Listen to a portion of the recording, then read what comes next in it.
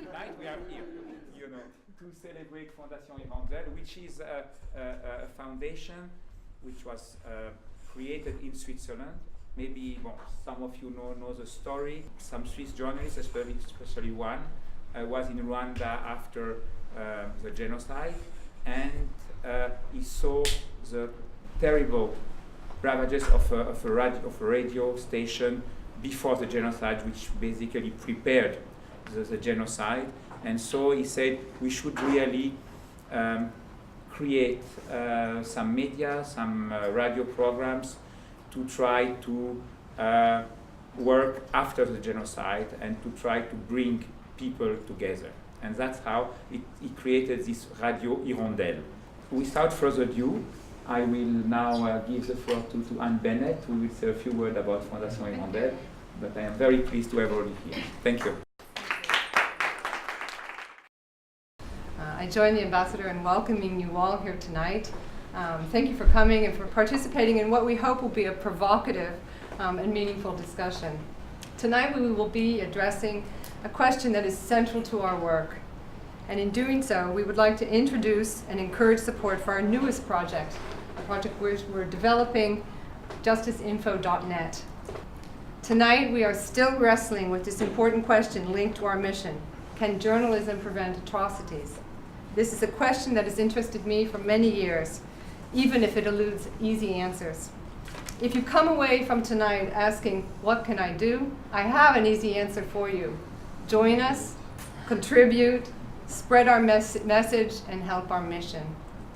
Now it's with great privilege to introduce two people who have a shared pursuit of truth and justice that brought them together over 20 years ago. Undersecretary General and Special Advisor of the United Nations Secretary General for the Prevention of Genocide, Adama Dieng, is a lifelong advocate for human rights, democracy, and the rule of law. Professor Pierre Hazan, journalist and documentary filmmaker, the author of several books on international criminal justice, and a senior advisor for justiceinfo.net. I turn the mic over to you.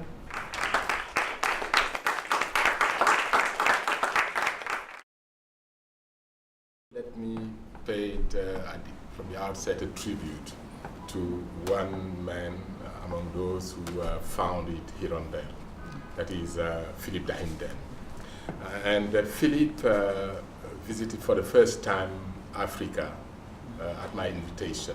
I said, Philippe, do you have a credit card? He said, yes. I said, then you should be ready. Are you ready to travel this evening to Kigali? He said, yes.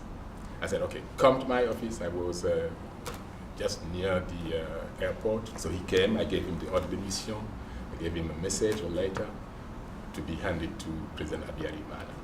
When he arrived in Kigali, Alphonse Nkubito, the prosecutor general, had already arranged for him to be welcome. He gave the message to President Habyarimana, and the people were released. Philippe is among those who, in the very early days, understood how important the media could play a role in preventing atrocities. So his passing away was really something which really marked me until today. He was a great man, and I think whatever we can do to assist Hirondelle, we should, because that will be the best way to really honor the memory of Philippe Dieng. Exactly 20 years ago, the genocide was still happening day after day as we speak. I mean, 20 years ago, just for 100 days.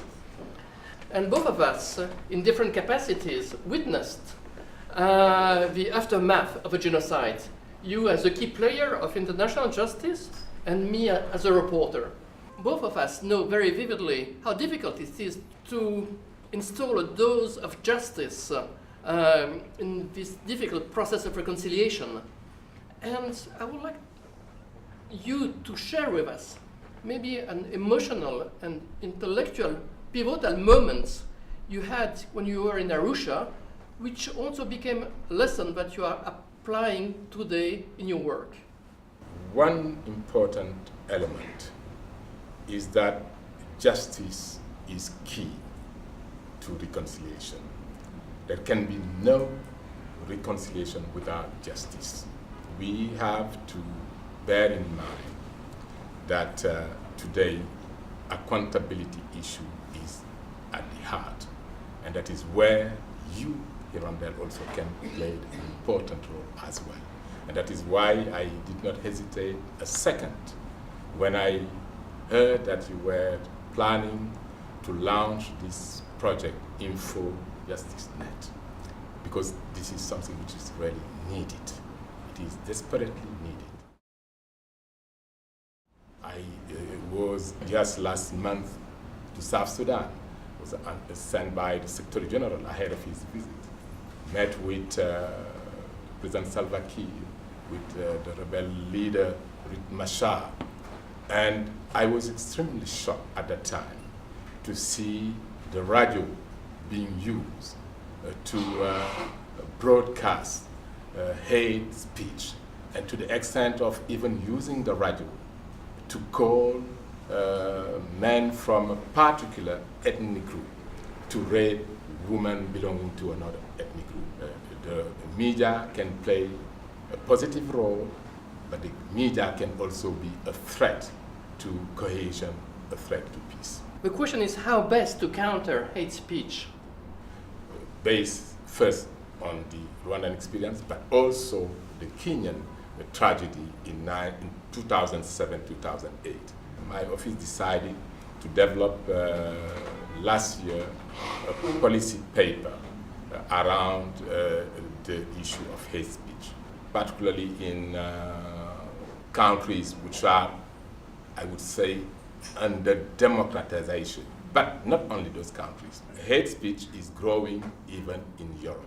And that is why the Secretary General of the Council of Europe, when we met recently in Brussels, we had a discussion on this issue to see how my office could cooperate closely with the Council of Europe in addressing this issue. So we have to be vigilant, and particularly in a situation where you have economic crisis going on, people will always try to find scapegoats. We should not take it lightly, and that is why the issue of hate speech is really at the heart of my concern. Your initiative is timely, and we hope that you will make a great contribution in curbing this current violence through radio media and by strengthening the professionalism of journalists. One of the questions is, should the media report about the massacres or not report? If it does report, it might even incite even more violence and sometimes revenge. What is important is to report accurately the facts. But one has to bear in mind also the sensitivity. There are situations where you may, through an accurate report, create a situation which will lead to tragedy. So how to strike the balance? There have been some ideas floating around to create some kind of monitoring regarding hate speech and with naming and shaming. Do you think that would be a good avenue to be explored? The Security Council itself is considering to impose sanctions on those journalists who would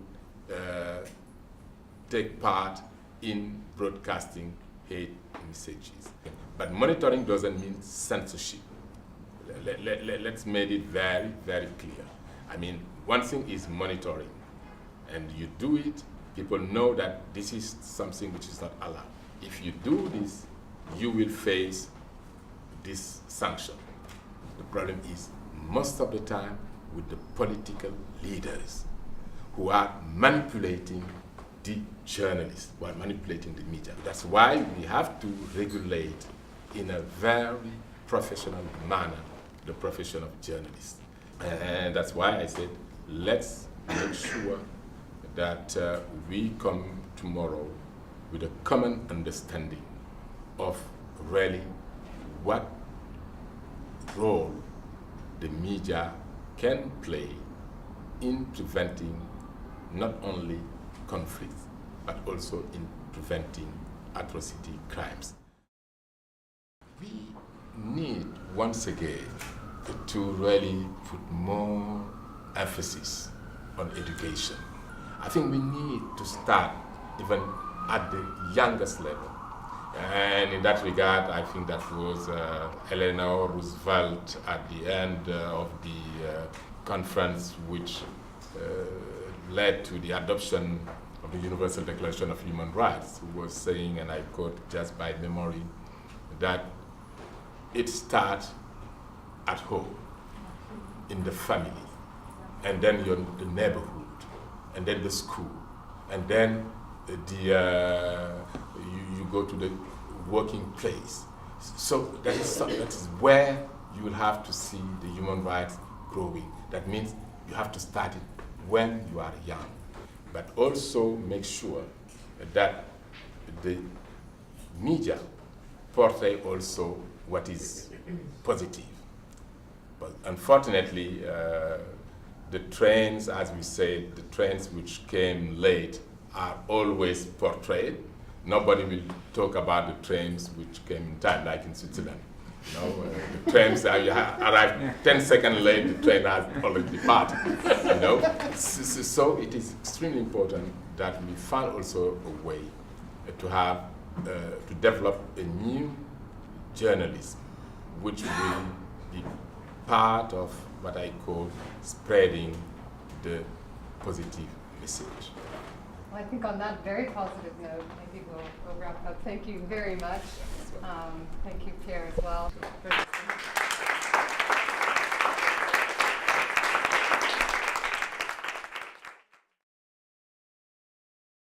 Freedom of expression has been described as the oxygen of human rights and of democracy.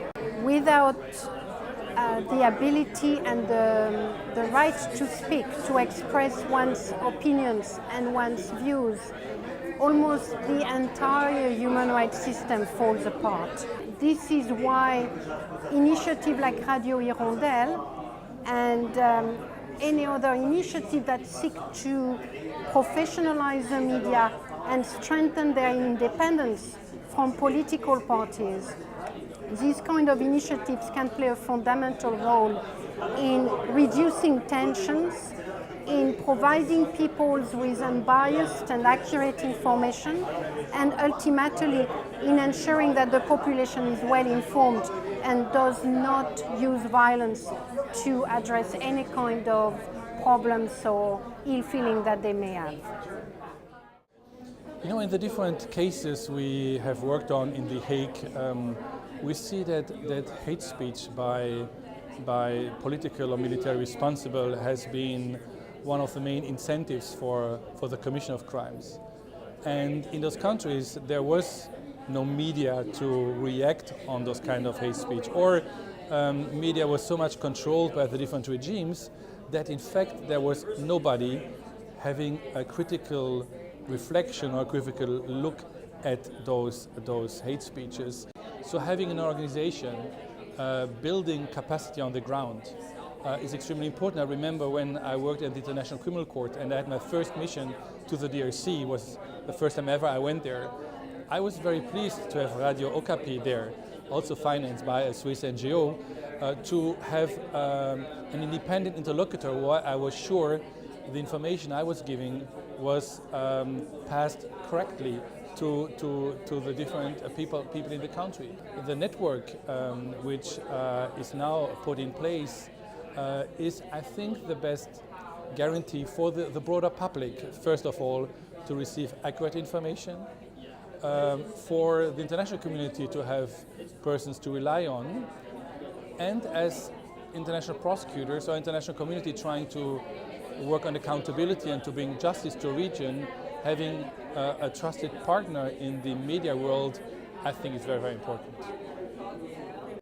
Tonight was important because, it's really after 20 years of covering information in conflict zones, the question remains, how do society live together after there has been massacres and division and fragmentation of the society? And transitional justice is about finding solutions for people to live together. When Hirondelle comes into a country, very often it has to create the media, because the media that meets the criteria of independence, of offering the journalists the right framework to work, does not exist. We do the ice-breaking work, and then we work with local partners, sharing our values, sharing our know-how, and building that community of professionals that believe the media has a role to play in the society to foster democracy, to foster development, and to make sure that everybody has a voice.